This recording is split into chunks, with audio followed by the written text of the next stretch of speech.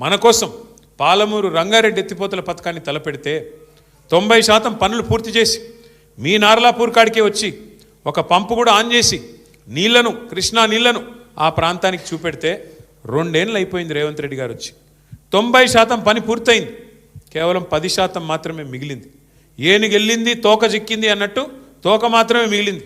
రిజర్వాయర్లు మీ కళ్ళ ముంగట కనబడుతున్నాయి కదా, నార్లాపూరు, కరివెన, వట్టెము, ఏదుల, ఉద్దండాపూరు రిజర్వాయర్లన్నీ పూర్తయి రెడీగా ఉన్నాయి.